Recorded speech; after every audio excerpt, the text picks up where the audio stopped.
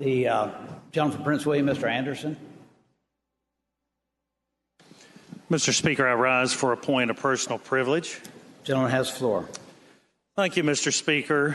Mr. Speaker and ladies and gentlemen of the House, tomorrow we will join together in the annual observance of Veterans Day. Tomorrow, November the 11th, the nation will commemorate the contributions of our nation's soldiers, sailors, airmen, and Marines. And as we prepare to recognize this solemn occasion, I would like to speak to the meaning of the moment, if I might. Veterans Day had its beginning in 1919, just a year after the cessation of hostilities in World War I, when there was an observance of Armistice Day. Run the clock forward to 1954, after World War II and the largest mobilization of men, women, and machines in the history of the country, as well as a long and protracted war on the Korean Peninsula, and the 83rd Congress, at the urging of America's veteran service organizations, redesignated Armistice Day as Veterans Day. As many of you know through our conversations in this chamber, Virginia today is the home of 840,000 veterans, fully 10% of our population. Many are drawn here by military service in the active, guard, and reserve components of the United States Armed Forces, and many become citizens of our Commonwealth after either retiring or separating from military service. And it's no coincidence that they do so, because Virginia has a recognized national reputation as one of the best places in the country for our veterans, one of the most veteran-friendly states in the nation. And that's due in large part to the concerted and the focused efforts of all of you in this chamber who have looked upon our veterans with respect. And I might add, a full 1/4 of this assembly, House and Senate alike, has served and carries that simple title of veteran. And for the rest of you, you merit commendation as stalwart, dependable supporters of those who have worn the uniform. And all of this is not by accident, because we have a very focused team here in Virginia focused on our veterans.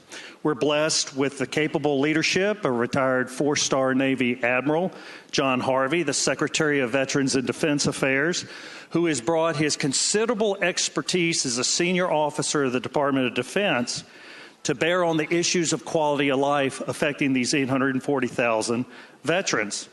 Admiral Harvey presides over a very focused Department of Veterans Services that does so many to care for those who have worn the cloth of the country. And lastly, as you know, because sometimes they honor us with their presence in the gallery, we are fortunate to have the continued service of those who serve as part of the Joint Leadership Council of Veteran Service Organizations, 24 veteran service organizations that are devoted body, mind, and spirit to bettering life for veterans in the Commonwealth.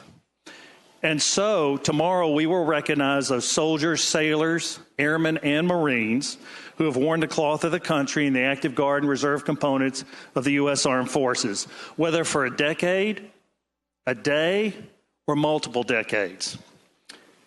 All of you have seen this unfold right here in this chamber, because you've had a ringside seat during various center aisle presentations that we have done on the floor of this old and venerable house. If you'll remember, we joined at a center aisle last year with United States Army Captain Florent Groberg and recognized him for his exceptional heroism in Afghanistan, where he sustained significant personal injuries as he placed himself between his United States Army brigade commander and an enemy suicide bomber wearing an explosives vest. You saw it when we honored the outgoing Adjutant General of Virginia, Major General Chip Long, who wore the Army uniform for a full 4 decades plus. And then most recently, you saw it as we gathered right here at the head of the steps and most recently presented a long-lost Silver Star Medal to 90-year-old Technical Sergeant Merle Hancock of Prince William County of the World War II era Army Air Corps for his gallantry as a B-17 gunner over war-torn Europe a full 70 years ago. And so in conclusion, Mr. Speaker, ladies and gentlemen of the House, for 2.5 centuries, Virginia veterans have answered the call to national service and sacrifice repetitively, from the Continental Army of 1776 through 2 world wars, all the way up to the present, where American national security interests have faced its moment of maximum peril at home and abroad.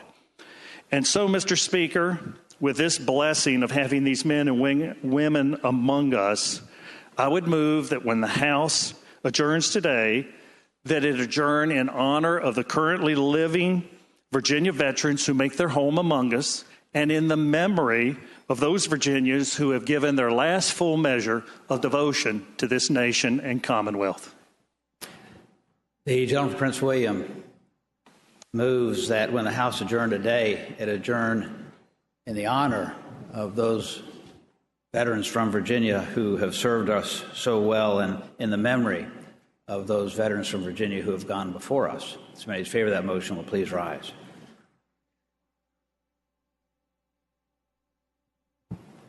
That motion is agreed to.